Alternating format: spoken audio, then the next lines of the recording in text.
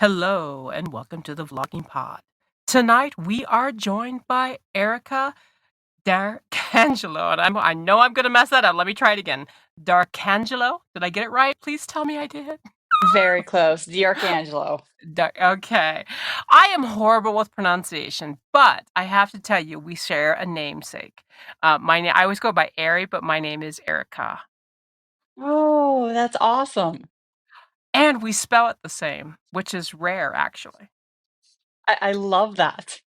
I guess I should have shared that in my little intro with you, but whatever. No, it's great. Here, let me finish my intro. Here we go. There we go. Welcome to the room, Erica. How are you this evening? I'm doing great. How are you doing? It's a lot of snow on the ground, but we're surviving. We're surviving. Good. So I'm going to jump right into it. We were here to talk about your book. And from what I understand, it's not just a book, it's kind of like a family album, so to speak. It gives a little history about your family.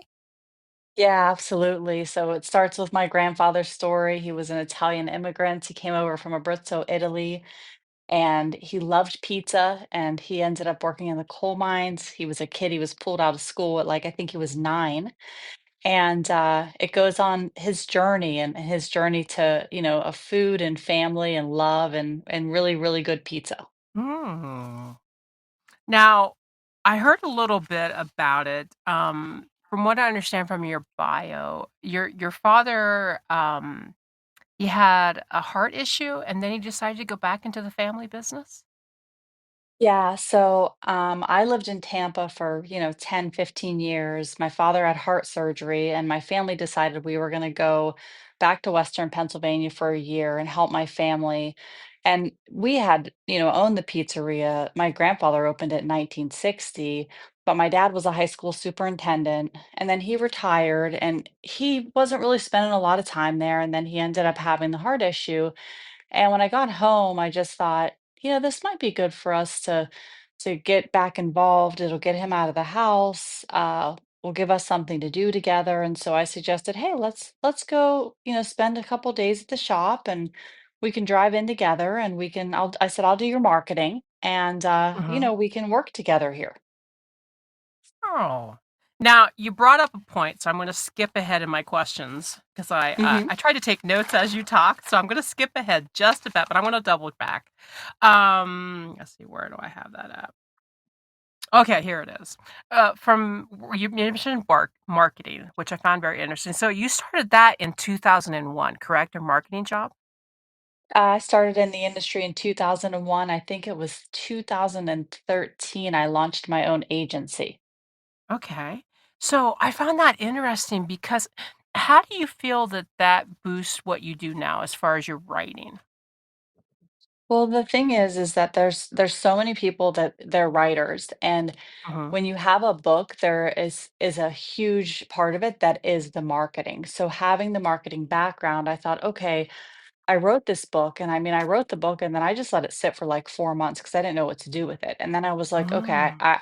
I've been in marketing for 20 years.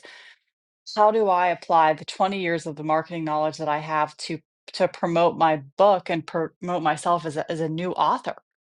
Mhm. And I learned a Mm. lot on this journey, and now I have, 12 children's books coming out, and I have a coloring book Oh. that came out today, so I'm just sort of, like, using the marketing tools that I have to just keep promoting, like, I guess it's sort of become this book empire. I don't know. Wow, that's awesome. No, I mean, now do you have go through a publisher or are you indie published? I decided to self-publish and Mhm.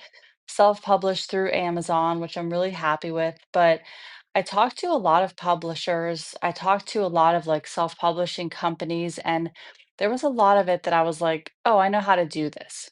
Like, Mm. press releases, podcasts, websites, social media. I had been working on the TikTok page for my dad's restaurant for like 5 years. We have a viral TikTok page, and I thought, "Okay, well, I already have a page that has 300,000 followers, so Mhm. this is a good start." And I had to really almost like putting a puzzle together, put the pieces together of how I could market this. Mhm. Well, actually, you make perfect sense on that because a lot of us, I've published 15 books myself, but Wow. well, don't get too impressed. I No, it's might not be your cup incredible. of tea, but well, thank you. I do it for the sheer love of doing it, and I tell everyone the same thing. Don't be too impressed when I say that. I have a few more in the works, but I have stagnated a little bit, outside family stuff and all the other, you know what I mean? And Yeah. let's not mention current events, that also stagnates a lot, but, Yeah. as far as creativity, because it has a lot to do with that. But you make an interesting point when you said that you already knew know-how to do it. I have found only for my I'm published by my own self, I'm an indie. But I Mhm. found out when trying to submit and everything and talking with other authors as well, a lot of the things that they would do for you, they do if you are a bigger name. So a lot Yeah. of the pushing of your work you would have had to done anyways, even if you had a publisher. And then would have had to share, what is it, 33% on every 99 cents you make, as Yeah. far as if you were to go through Kindle and that. So a lot of the times you gotta take that I mean, don't get me wrong, it's not easy, but you had a very unique position already doing marketing. I kinda envy that. So, do you think that it helped you greatly in the sense of your books? Have you reached the audience that you were hoping for? I mean, you already said that you were viral, which, by the way, I put a note on that too because I wanted to talk about that too because I know you had a viral thing on on doing the pizzeria. But have you Yeah. found that that's boost a lot of your books' input into your readers? I think it has helped me to sell books. I mean, I talked to a couple publishers and I actually talked to Forbes publisher, but we decided it was like my books are not business and I really didn't want to write a marketing book, even though I've been in marketing forever. But they were very surprised that I sold that amount of books in this small amount of time. And it was really it was the marketing and it was just a lot of consistent work. And it's almost like it doesn't stop. Like, Mm-mm. it's every day, another press release, another Medium article, work on the website, contact Yes. bookstores, contact libraries, like, it is a full-time, Yes. everyday job. Yes. Yes, and it's interesting because, my personal assistant, my PA, well, she's that, but she's also my partner in chaos here. And anyways, she does what she does for other authors as well. She doesn't do the same here in this sense. We do the podcast together and where she handles all the fundamental stuff. And that's the thing. It is a job in itself. I mean, you can spend hours. I used to do more than I do now on it, and it would be hours. I mean, I would sell. I mean, especially during Christmas, I would do, 7,000 books through December easily. Wow. But yeah, don't get too pressed. Well, that's free stuff too, because it's No, always that's promo. amazing. Well, Yeah. thank you, but it's promos too. It's a lot of work, and I don't Yeah. think people understand that. When you do it, it's not just the writing, and so when your audience wants another book, it's a lot of work, and I don't think people understand that. And it is when you say that it's another paycheck, it's another in a sense. People think, "Oh, well, I could do this."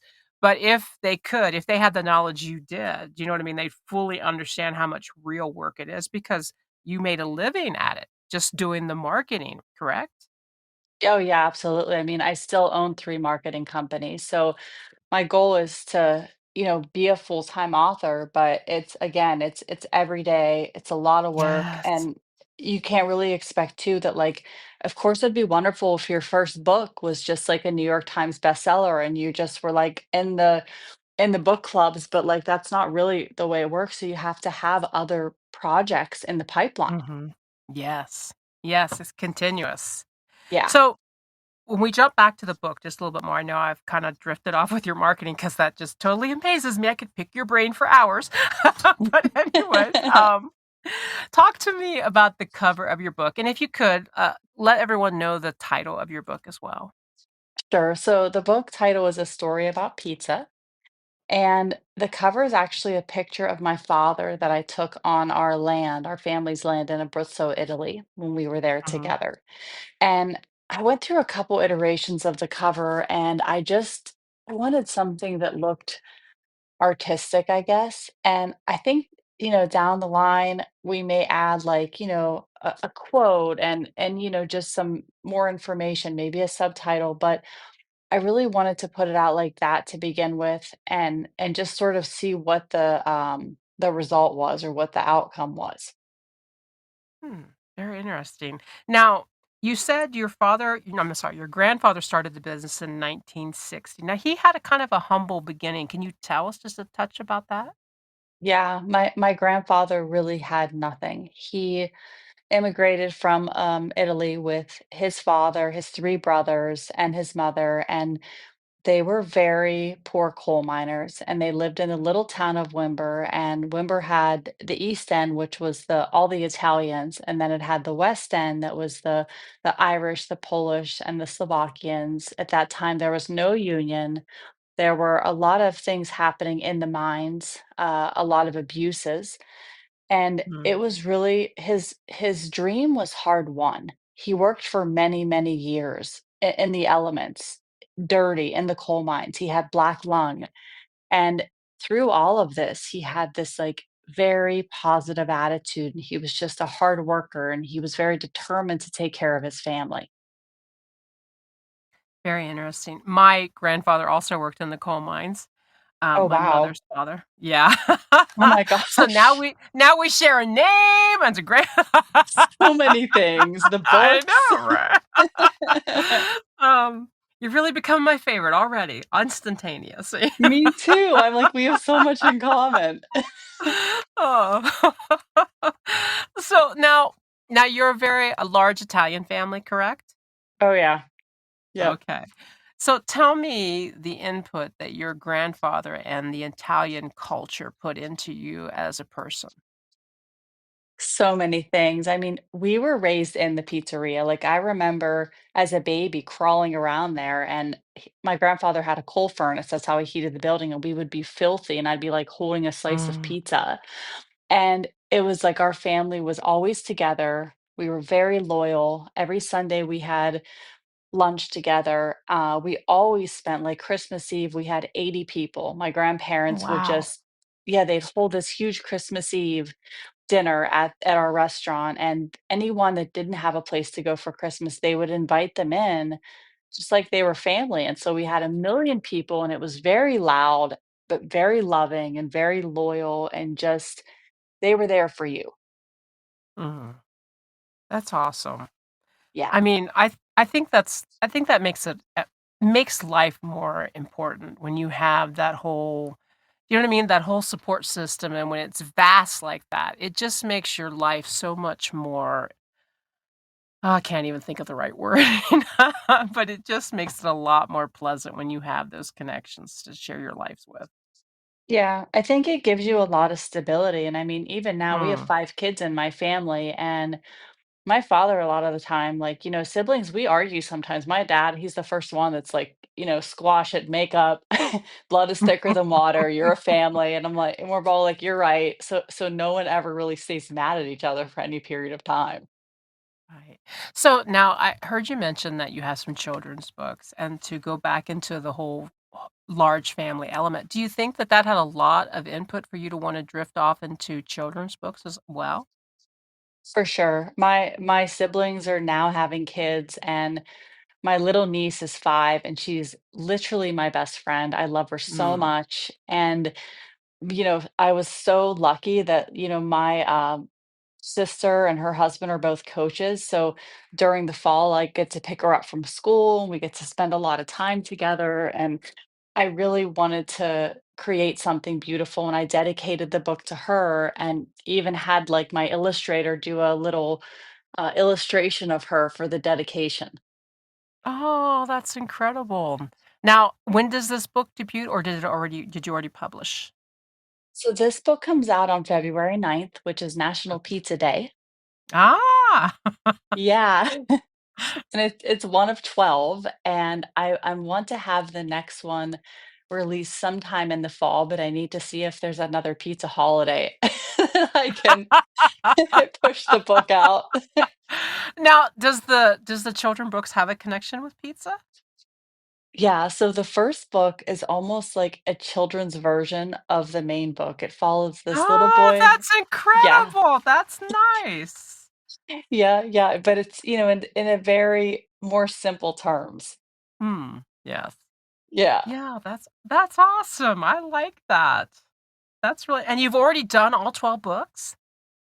The first one's finished and it's out. It's available for pre-order right now. The second one is done and it's in illustration, and then I'm working on the other ones. I have the titles, I have them storyboarded, and I'm just kind of laying them all out right now.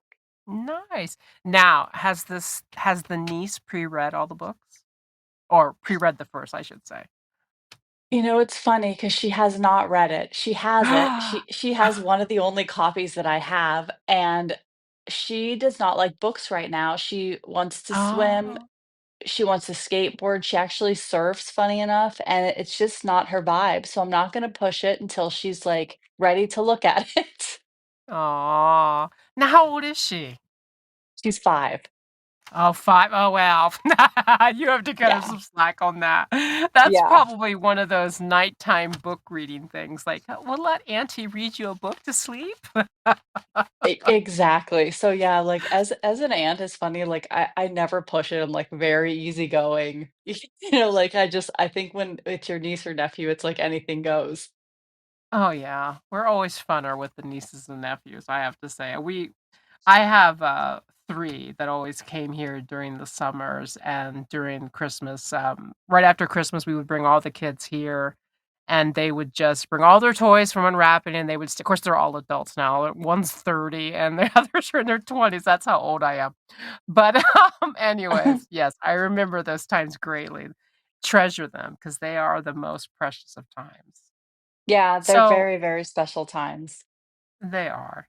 So now well, I wanted to track back just a little bit because I know we mentioned about your TikTok channel. Tell me how the video started for the pizzeria on TikTok.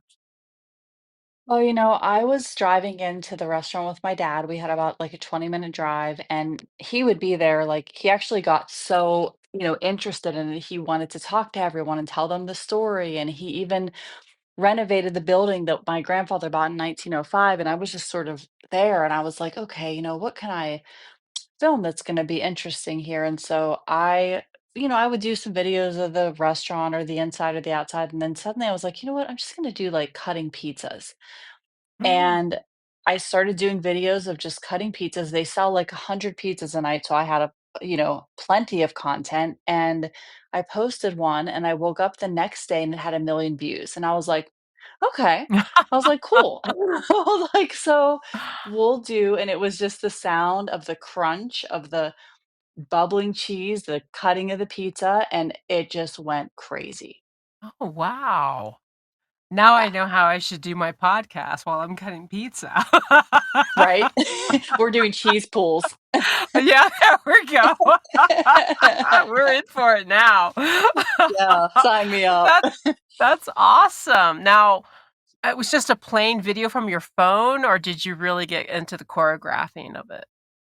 Well, just from, like, doing marketing, we shot a lot in our iPhones, and thankfully, we're always getting the next new iPhone just because, like, we shoot so much. Like, I think I Yeah. have 10,000 videos on my phone right now. Oh, wow. Yeah, it's crazy. So, yeah, it was just iPhone and then TikTok, and then I started to push out the videos on Instagram, and this very nice man who owns At Pizza reached out Mhm. to me, and he started collabing with my videos, and he has like a million followers or more, and it was like a miracle. It was amazing. And he was like, "Hey, send me videos, and if you film them for me, I'll post them and I'll collab with you guys." And so the Instagram, like, I think our biggest video on Instagram has like around 3.5 million views. Oh, And wow, that's cool. he really helped us out. Like, it was really nice because we were a family-owned pizzeria, and he just loved family-owned pizzerias. Oh, that's awesome. Yeah. That's really great. And you're still posting the feed out to them?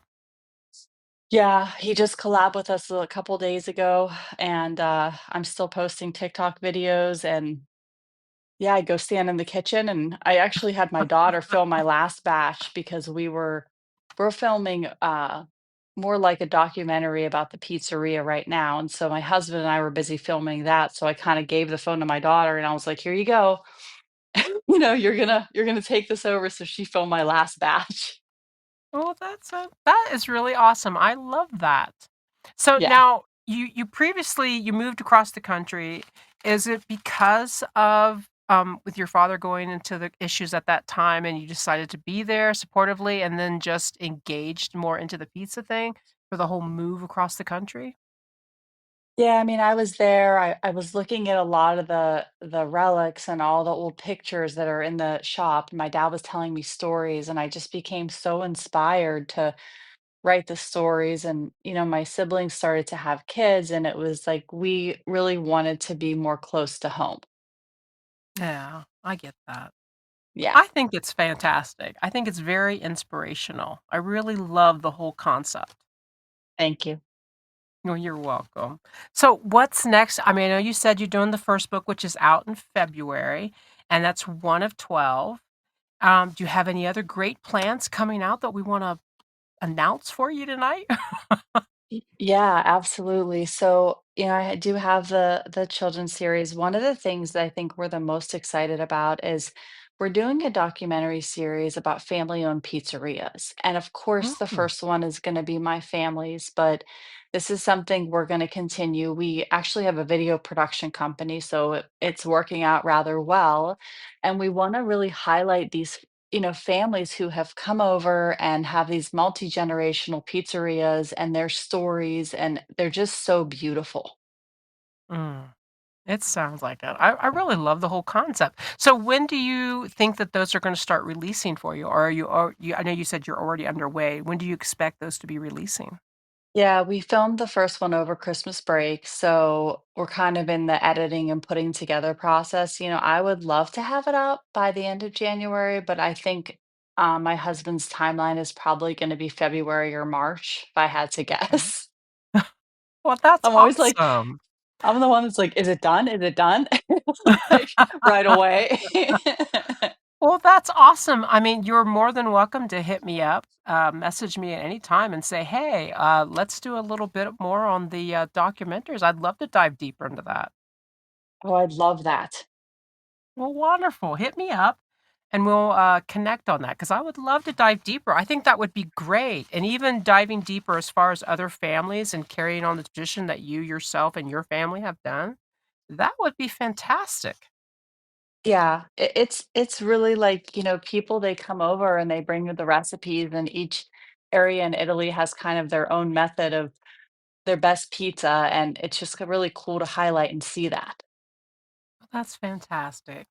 I want to thank you so much, Erica, for being on with us tonight. And I'm very sorry about mispronouncing. I am horrible at pronunciation. You're But fine. thank you so much for being so wonderful of a guest. I've really enjoyed our conversation. Yeah, I did too. Thank you so much for having me on. Oh, anytime. Once again, thank you to our listeners. I think we're going on, what is it, 3 or 4 years now? I am just so delighted every night that you guys tune in and seeing the downloads continue to increase. So until next time, guys, have a great evening. Bye bye for now.